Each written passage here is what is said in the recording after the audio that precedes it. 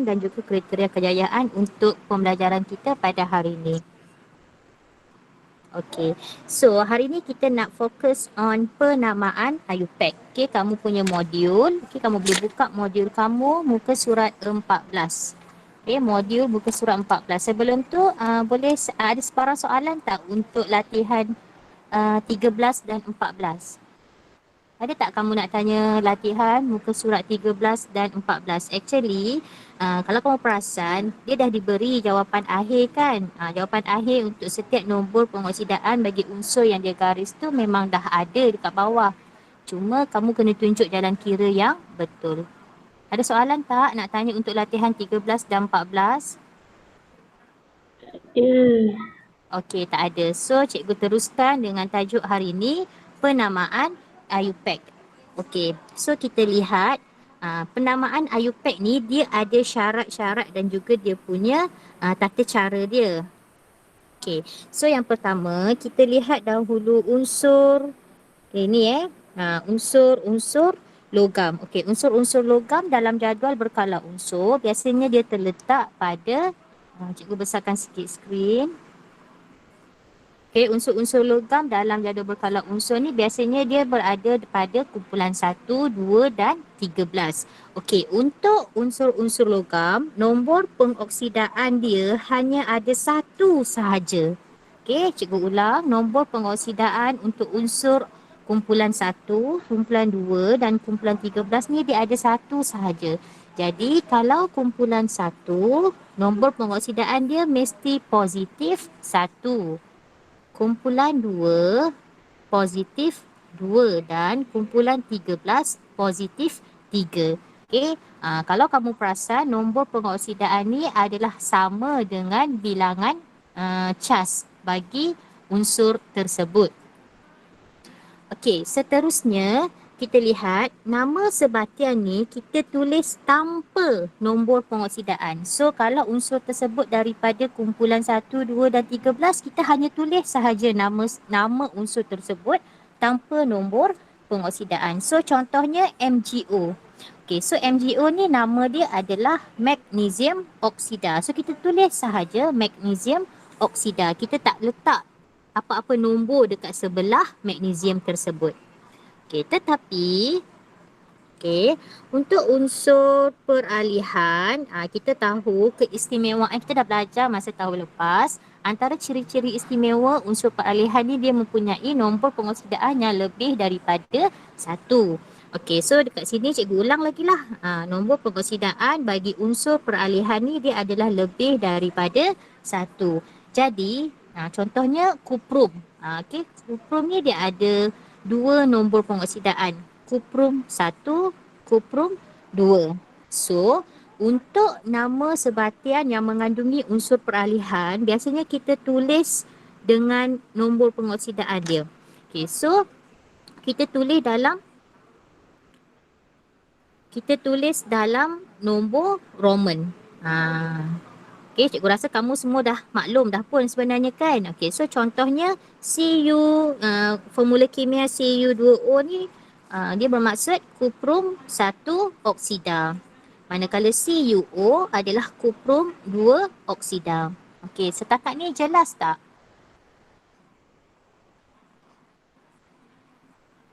Setakat ni jelas tak? Jelas kan? Okay. So kita lihat latihan yang ke-15. Okay, kita buat sama-sama latihan ini. Oh, saya terlupa ada 2 orang lagi murid yang belum ambil modul kelas 5 beta. Sekejap Kelas 5 beta ada 2 orang lagi yang belum ambil modul, iaitu Iwan. Iwan ada tak dalam ni? Iwan ada tak? Iwan dengan Ridwan ada tak dalam ni? Iwan dengan Ridwan tak ada. Okey, tak apa. Kalau tak ada, saya akan PM personal lah. Okey, so kita lihat latihan 15. Soalan minta kita namakan sebatian-sebatian berdasarkan sistem penamaan IUPAC. IUPAC ni maknanya dia kita standardkan international ya. Okay, so dia bagi formula kimia sebatian FeCl2. Okay, so dalam kita nak menamakan sebatian mengikut penamaan UPAC, langkah yang pertama kita mestilah tentukan. Okay, tentukan nombor pengoksidaan dia. Okay, langkah yang pertama kita kena tentukan nombor pengoksidaan bagi unsur yang bergaris.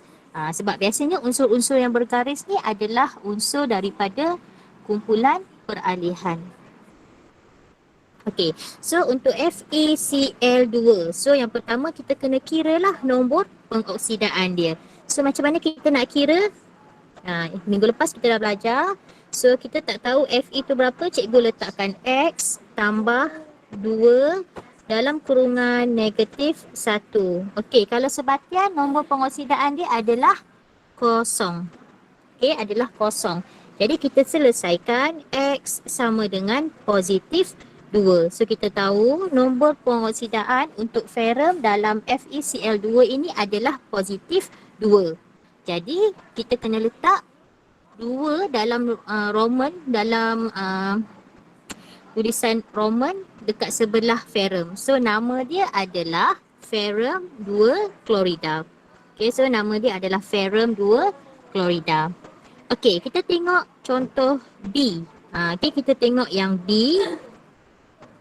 Okay, Fe2O3 dia bagi kita formula sebatian. Okey, so kita kena kira lah ferrum tu berapa nombor pengoksidaan. Biasanya ferrum ada 2 nombor pengoksidaan. Sama ada positif 2 atau positif 3. Okey, jadi 2 X kita tak tahu tambah 3 untuk oksigen negatif 2, iaitu nombor pengoksidaan bagi oksida sama dengan kosong. Okey, so kita selesaikan, kita akan dapati nombor pengoksidaan untuk ferrum 2 adalah positif 3. Semua dapat sama macam saya tak? Dapat. Okey, so Haris, apakah nama untuk sebatian yang kedua ini? Ferrum 3 oksida. Yes, betul. Bagus Haris. Ferrum 3 oksida. Alright. Okey, C. C, dia punya formula sebatian adalah KMNO4. So kita kena kira nombor pengoksidaan bagi mangan. Okey, bagi mangan iaitu Mn. So macam mana kita nak kira? Kita kira sama-sama positif 1 tambah X tambah 4 darab dengan negatif 2 sama dengan kosong. So kita selesaikan persamaan ini, kita akan dapat nombor pengoksidaan bagi mangan adalah positif 7. Okay, so sini adalah positif 7. Okay, jadi apakah nama bagi sebatian C ini? Ada yang nak cuba? Ada yang nak cuba jawab?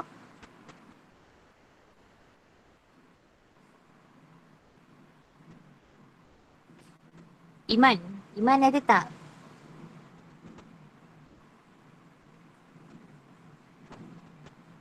Okey, Iman.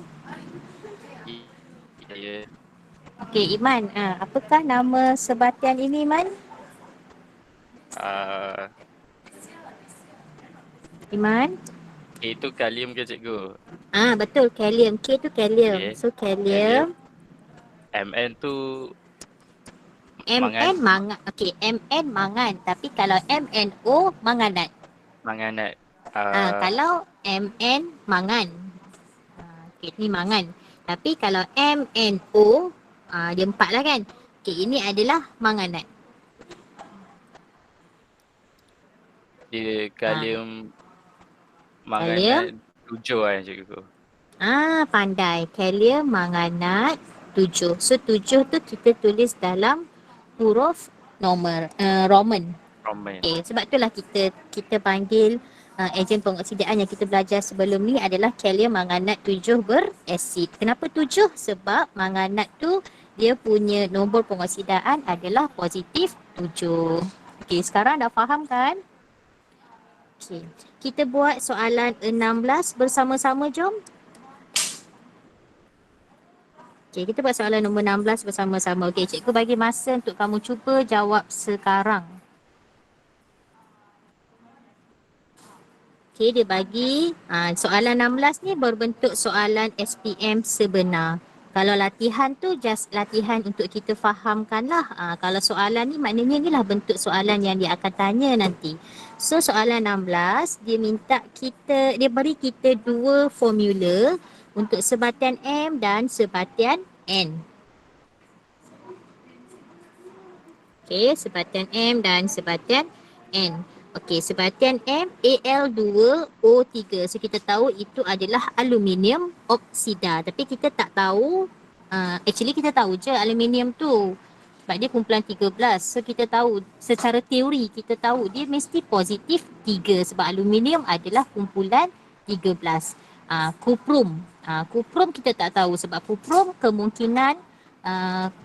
kemungkinan positif 2 atau positif 1 nombor pengoksidaannya.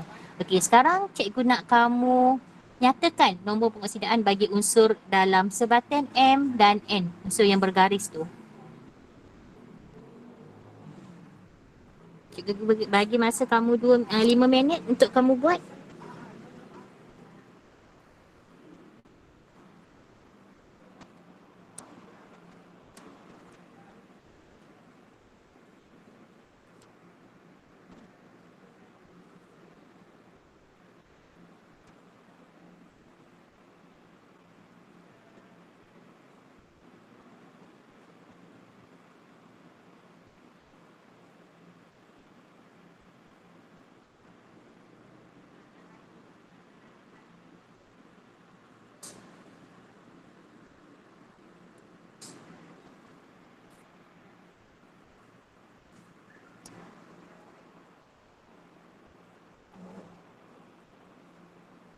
Okey, boleh buat tak? Pastikan kamu buat ya. Boleh. Cikgu tengah tunggu ni. Dah cikgu. Dah siap dah? Okey, Dah. sekejap cikgu buka. Okey. Right. So berdasarkan dua formula, nyatakan nombor pengoksidaan bagi unsur yang bergaris. Okey, aluminium Al. Apakah nombor pengoksidaan untuk aluminium? Positif 3 kan? Ya, betul. Iman, yakin dah sikit, janganlah positif 3 kan. Confident sikit. Janganlah, Baik. janganlah ni. Okey. Yang kedua, kuprum. Positif Positif 1. 1. Positif 1, betul Okey, good. Seterusnya soalan yang kedua, soalan 16B, dia suruh kita namakan kedua-dua sebatian berdasarkan sistem penamaan IUPAC. Okey, sebatian M, apakah nama untuk sebatian M? Aluminium 3 oksida. Aluminium 3 oksida, betul ke? Aluminium 3 oksida macam ni ke? Sekejap. Betul tak tu? Yang lain semak. Yang lain tolong semak. Okey, boleh tulis dekat ruangan chat. Cikgu nampak macam ada orang tulis jawapan. Oh, tak ada. Tak ada orang tulis pun rupanya. Boleh tulis jawapan dekat ruangan chat juga. Betul ke? Haris, betul ke jawapan 16B tu? Betul cikgu. Betul lah kan? Betul. Betul. Aluminium 3 oksida. Okey. Danish, betul tak Danish? Betul cikgu.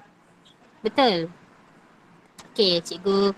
Kita tengok balik penerangan saya yang awal-awal tadi. Okey, tengok balik muka surat 14. Okey, tak apa. Kita tengok balik. Okey, sekiranya unsur tersebut adalah kumpulan 1, 2 dan 13. Logam kumpulan 1, 2 dan 13. Nama sebatian ditulis tanpa nombor pengoksidaan. So kita tak payah tulis pun nombor pengoksidaannya.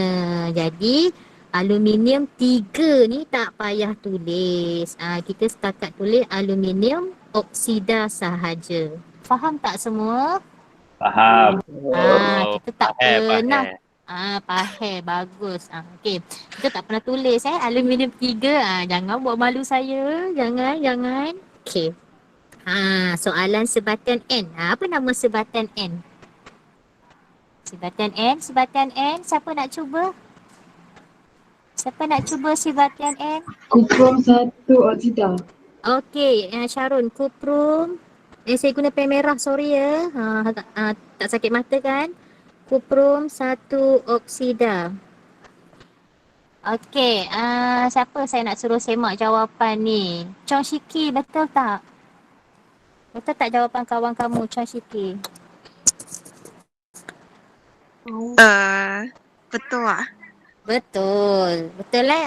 Ni yang nak jawab betul tu macam tak confident je. Betul. Betul okey, betul jawapan kawan kamu. Okey, thank you Syarun dan Chong Shiki. Okey, soalan 16C. Terangkan perbezaan di antara nama dua sebatian berdasarkan sistem penamaan IUPAC. Kenapa sebatian M tak ada tulisan nombor Roman tetapi sebatian N ada tulisan nombor Roman. Kenapa? Itu yang dia nak suruh kita bezakan.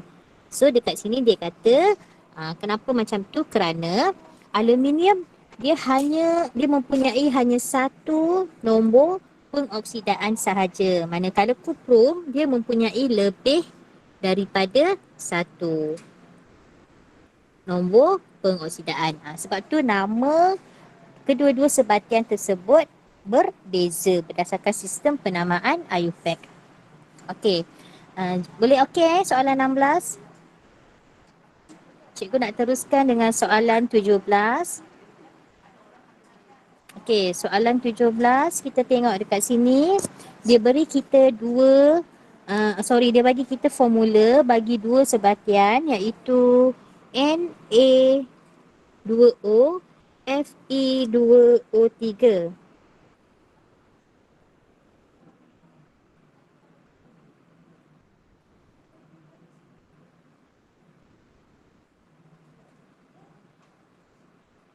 Kejap ya, saya ada masalah sikit.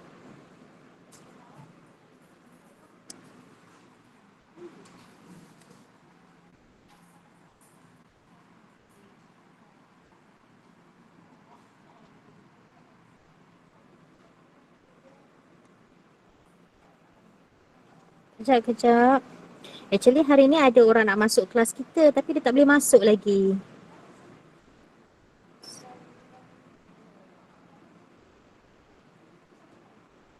Sekejap ya.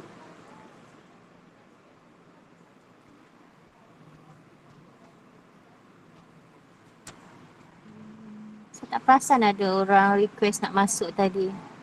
Okey, tak apa. Sementara tu kamu jawab dahulu soalan 17.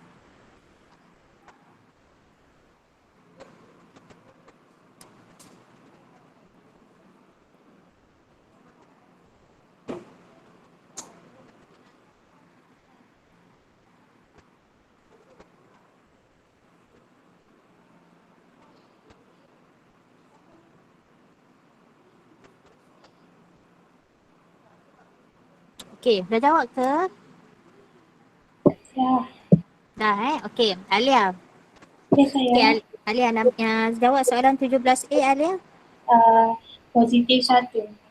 Okey, jawapannya adalah positif 1. Okey, betul, bagus. Dia suruh kita minta nombor pengoksidaan bagi natrium dan ferrum. Okey, natrium tak ada masalah sebab kita tahu dia adalah unsur logam kumpulan 1. So, nombor pengoksidaan dia automatik adalah positif 1. Okey, ferrum. Ferrum? Positif 3. Okey, positif 3. Bagus. Okey, seterusnya namakan sebatian-sebatian tersebut. Okey, yang pertama Na2O tu, apa nama dia? Natrium oksida. Natrium oksida.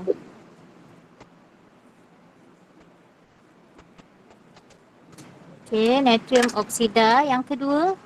Ferrum 3 oksida. Ferrum 3 oksida. Okey, good. Seterusnya latihan 18. Okey. Latihan 18 ni kita nak merujuk kepada kita punya kriteria kejayaan yang kedua tadi iaitu kamu boleh menentukan proses pengoksidaan dan penurunan dari segi perubahan nombor pengoksidaan. Okey, ni kamu tengok betul-betul sebab dalam soalan biasa dia akan bagi kita satu persamaan kimia. So dia berikan kita satu persamaan kimia untuk tindak balas di antara serbuk zinc dengan asid hidroklorik. Okey, so kita lihat di sini. Okey, kita lihat di sini zinc. Okey, zinc berubah menjadi zinc klorida. Okey, zinc berubah menjadi zinc klorida. Anak panah tu dia lari sikit kan. Okey, patutnya macam ni. Okey, zinc kepada zinc klorida. Okey, zinc, berapakah nombor pengoksidaan untuk zinc? Berapa nombor pengoksidaan untuk zinc, kelas? Kosong. Positif 2 cikgu. Kosong. Zinc tu atom kan? Kalau atom mesti kosong. Okey, zinc klorida. Zinc klorida, apakah nombor pengoksidaan untuk zinc, unsur zinc dalam zinc klorida tu? Positif 2. Positif 2. Okey.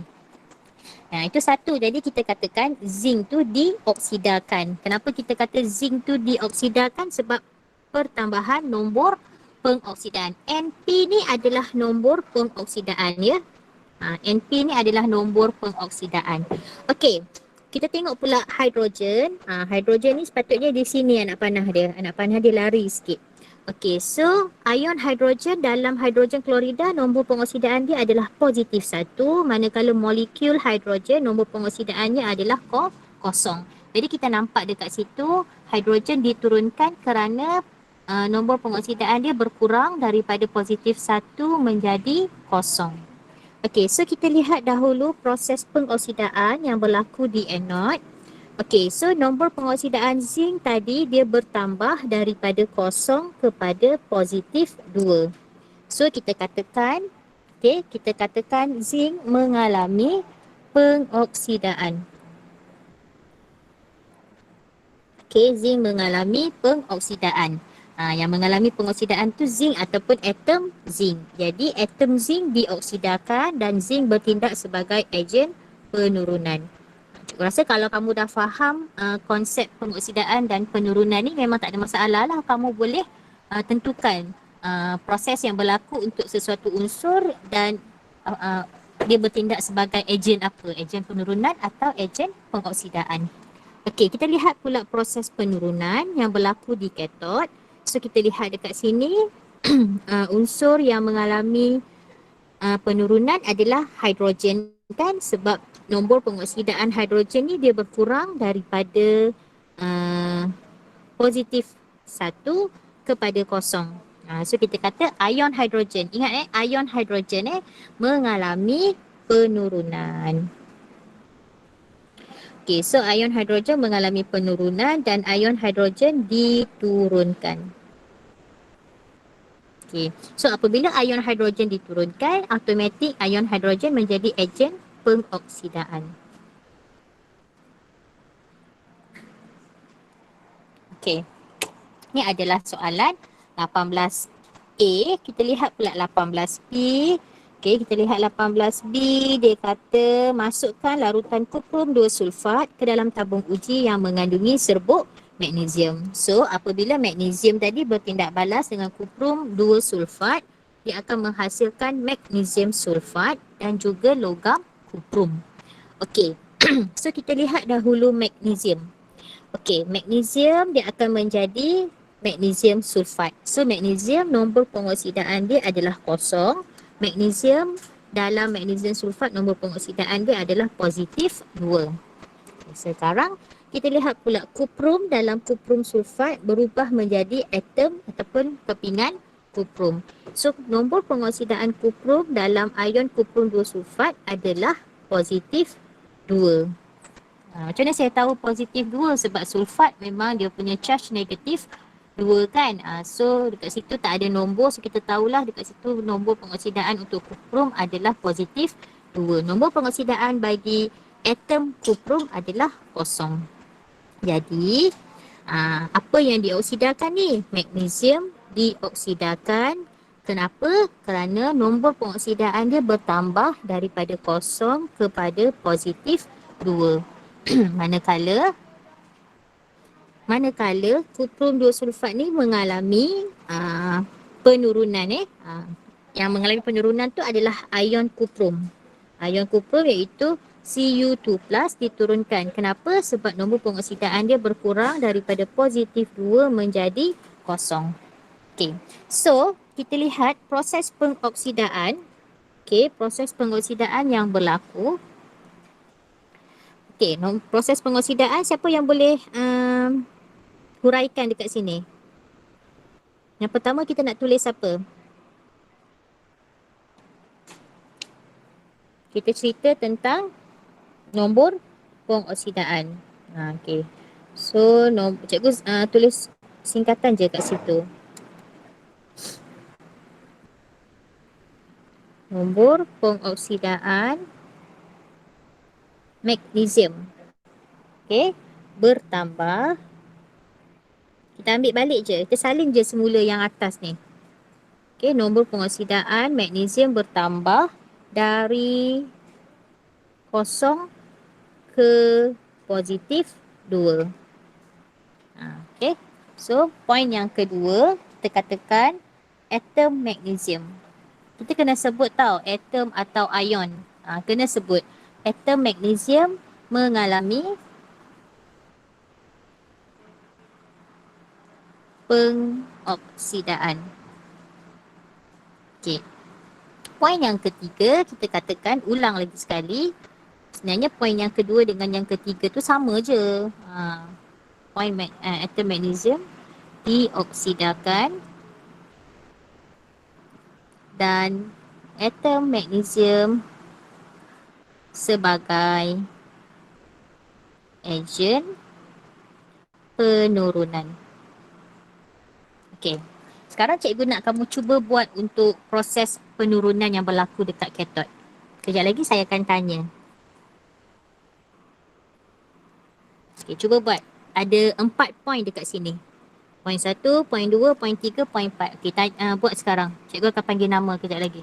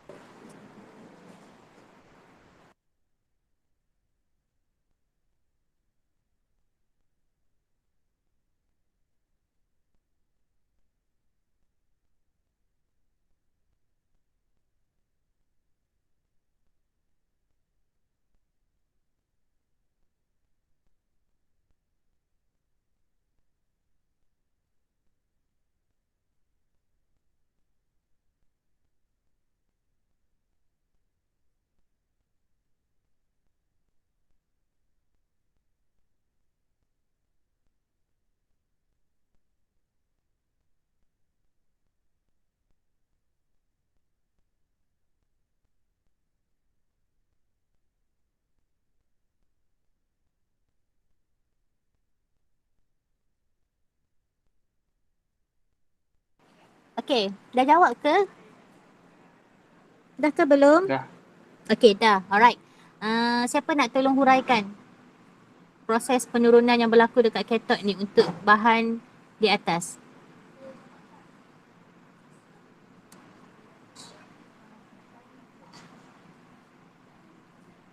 Okey, siapa yang nak huraikan? Zahira Umairah boleh? Cikgu nak Zahira. Zahira 5 delta. Ada tak Zahira? Okey, Zahira tak ada. Mungkin line tak berapa nak okey. Elisa? Elisa ada tak? Elisa ada? Oh, baru nak buat. Okey, Elisa? Okey, tak apa Zahira. Okey, Elisa, boleh huraikan tak proses penurunan yang berlaku dekat katod tu? Saya try cikgu. Okey, try, tak apa. Nombor pengoksidaan kuprum berkurang dari positif 2. Okey, kejap cikgu sambil awak cakap cikgu tulis tau. Okey, nombor pengoksidaan kuprum. Ion kuprum sebab kat sini kita tahu yang mengalami penurunan tu adalah ion kuprum. So kita tulis ion kuprum ataupun Cu2+. Ion kuprum Berkurang Berkurang dari positif 2 ke kosong. Okey, bagus, betul. Poin yang kedua, Ion kuprum mengalami penurunan.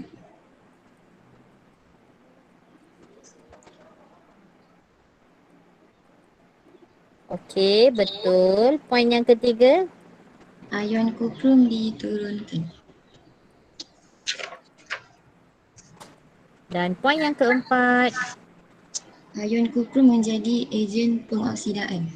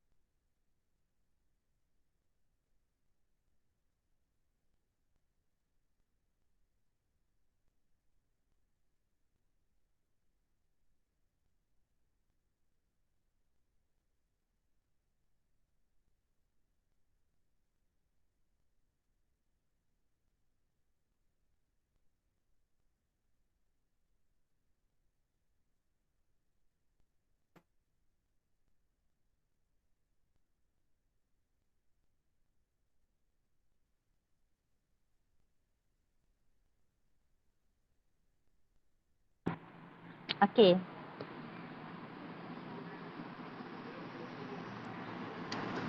Okey. So, yang terakhir sekali, tindak balas. Tindak balas redox ni berlaku ke tidak berlaku? Okey, ya. So, tindak balas redox ni berlaku kerana kita nampak proses pengoksidaan dan penurunan berlaku secara serentak. Okey, so itu dah kesimpulan dia kita dapat. Biasanya soalan dia akan tanya kita kenapa kita katakan tindak balas redox berlaku ataupun kenapa tindak balas redox tidak berlaku. Okey. Okey, seterusnya kita nak cuba buat yang C. Okey, kita buat sama-sama boleh?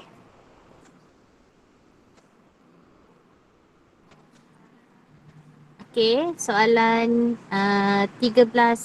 soalan 18C. Okey, 18C dia kata titiskan perlahan-lahan air bromin ke dalam tabung uji yang mengandungi larutan kalium iodida. So dia suruh kita terangkan tindak balas yang berlaku. Okey, so kita nampak dekat sini ada bromin, air bromin dia bertindak balas dengan kalium iodida menghasilkan kalium bromida dan juga iodin. Okey, so kita lihat dahulu untuk bromin. Okey, so bromin dia menjadi kalium bromida. So daripada molekul bromin dia akan menjadi ion bromida. So dekat situ kita nampak nombor pengoksidaan dia daripada kosong menjadi negatif 1. So kita nampaklah dia punya nombor pengoksidaan dia berkurang. So dekat sini bromin kita kata diturunkan sebab nombor pengoksidaan dia berkurang daripada kosong ke negatif 1. Okey, manakala kalium iodida, kalium iodida menjadi iodin. So kalium iodida, ion iodida dalam ni adalah negatif 1 nombor pengoksidaan dia, manakala iodin adalah kosong nombor pengoksidaannya. Jadi kita nampak nombor pengoksidaan dekat situ bertambah daripada negatif 1 menjadi kosong. So kita katakan iodida mengalami tindak balas pengoksidaan ataupun iodida dioksidakan. Okay. Alright. So dekat penerangan, untuk ruangan penerangan proses pengoksidaan dan penurunan ni, cikgu nak kamu buat sama, lebih kurang macam contoh B. Buat sama macam contoh B. Boleh tak kamu lengkapkan untuk C? Boleh Boleh. lengkapkan? Okey, lengkapkan ya. Okey, Pak Cikgu nak proceed dengan soalan 19 dan soalan 20. Okey, Cikgu nak proceed dengan soalan nombor 12 dan soalan nombor 20. Okey, so kita lihat soalan nombor 12. Biasanya soalan nombor 12 ni adalah soalan berbentuk esei. So maksudnya dia dekat bahagian kertas 2, SPM kertas 2 sama ada dia bahagian B atau bahagian C. Dia boleh tanya dekat dua bahagian tersebut. Okey, so dengan menggunakan contoh dan persamaan kimia yang sesuai, terangkan mengapa mengapa tindak balas peneutralan bukan tindak balas redox. Kenapa tindak balas peneutralan ni bukan tindak balas redox? Dia suruh kita terangkan menggunakan contoh dan persamaan kimia. Okey, jadi cadangan tindak balas dekat sini dia menggunakan tindak balas peneutralan antara natrium hidroksida dan asid hidroklorik. Nampak tak markah dia berapa dekat sini? Okey, markah dia ada 4 markah dekat situ. So ni adalah persamaan kimia dia. Kita lihat. Okey, kita lihat natrium. Okey, natrium dalam natrium hidroksida ni nombor pengoksidaan dia adalah positif 1. Okey, so dia selepas persamaan ataupun selepas tindak balas dia menjadi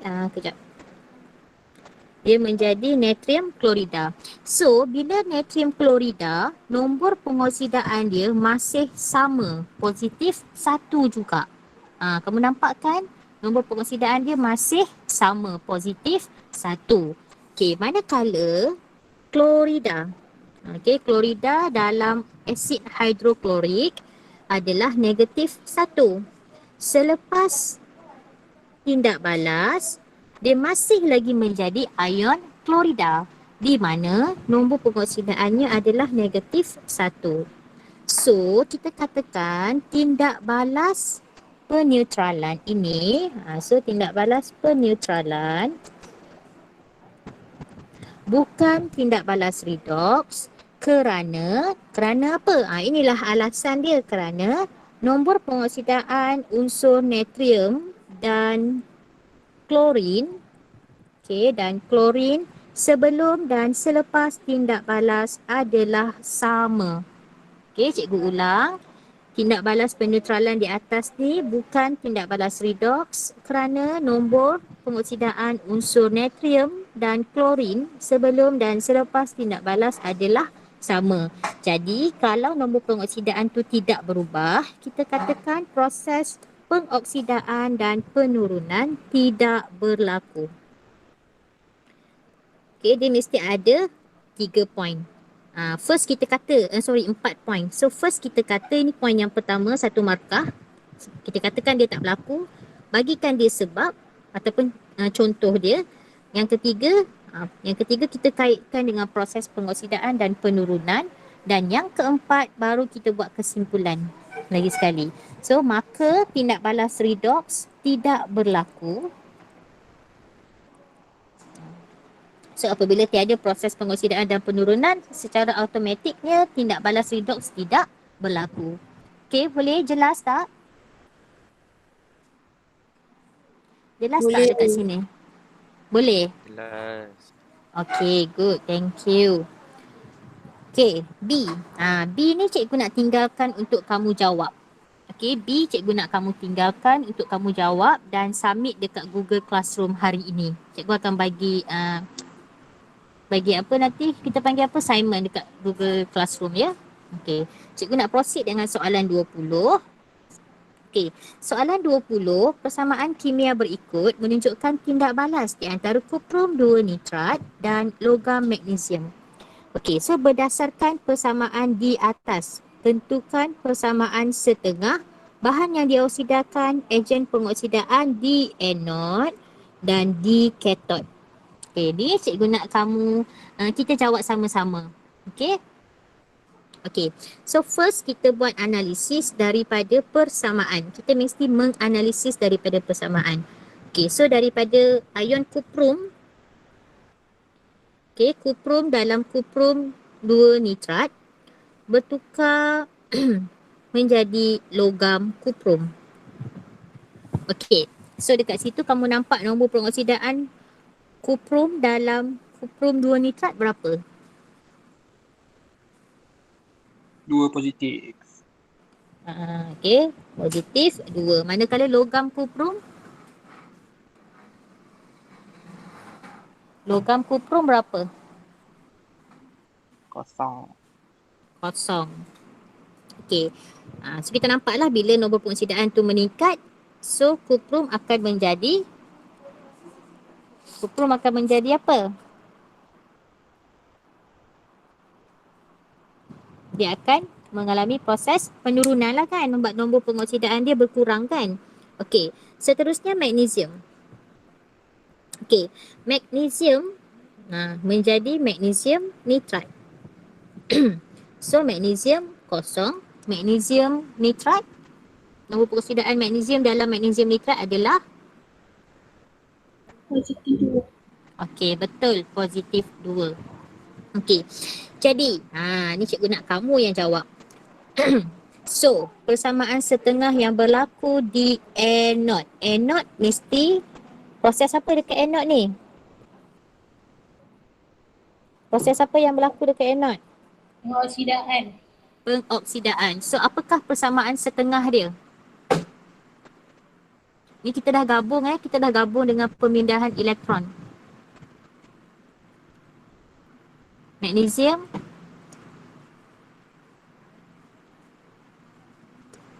okey, magnesium menjadi apa tu magnesium? Mg2 Ion plus. magnesium. Mg2 plus, dia derma berapa elektron? 2. 2. Okay, good, thank you. Okay, so bahan yang dioksidakan apa dekat sini, dekat anode? Atom magnesium. Atom magnesium. Ejen pengoksidaan? Apakah ejen Ion. pengoksidaan?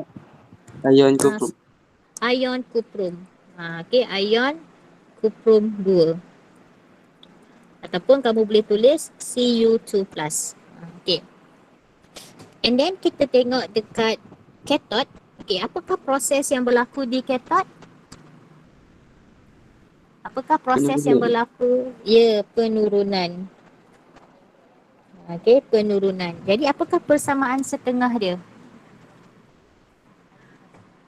Apa persamaan setengah dia?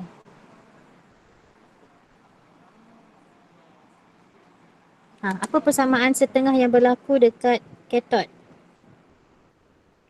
Ion kuprum. Kena sebut tau, ion kuprum 2. Sebab kuprum ada 2 so kena sebut ion kuprum 2. Okey, ion kuprum 2 Tambah 2 elektron. Lagi menghasilkan 2 atom kuprum. 2 atom kuprum. Kuprum Ya ke? 2. 2 atom. Kuprum je, logam kuprum je kat sini. Sebab kuprum dekat sini ada satu je kan, ion kuprum ada satu je. Yang 2 tu charge dia. So charge tu kita dah balance dengan kita terima 2 elektron. Okay, so bagus. Haris, thank you. Okay, so bahan yang diturunkan dekat cathode adalah ion kuprum 2. Okay, dan ejen penurunan adalah, apakah ejen penurunan dekat cathode? Apa ejen penurunan dekat cathode? Atom magnesium. Ya, atom magnesium. Okey, 2 pemerhatian. Dia nak 2 pemerhatian dalam tindak balas ni. So kalau 2 pemerhatian, mesti kita nak tengok warna larutan, ataupun kalau logam kita nak tengoklah kepingan logam tu nipis ke tebal. Okey, so mesti ada 2 pemerhatian, satu untuk magnesium, satu lagi untuk kuprum 2 nitrat tu. Okey, so bagi dulu yang dari segi magnesium. Apa yang berlaku kepada, apa pemerhatian yang kita dapat pada logam magnesium?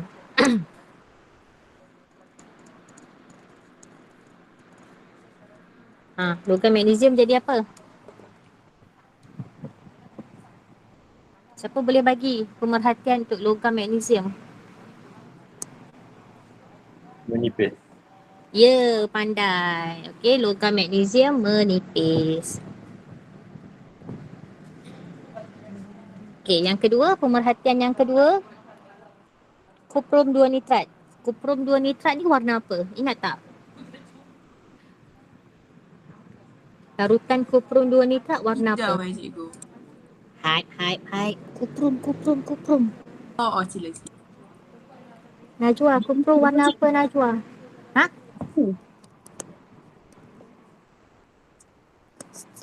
Biru cikgu. Warna biru. Yes. So, kita kata warna larutan biru bertukar jadi apa? Warna biru jadi apa ni?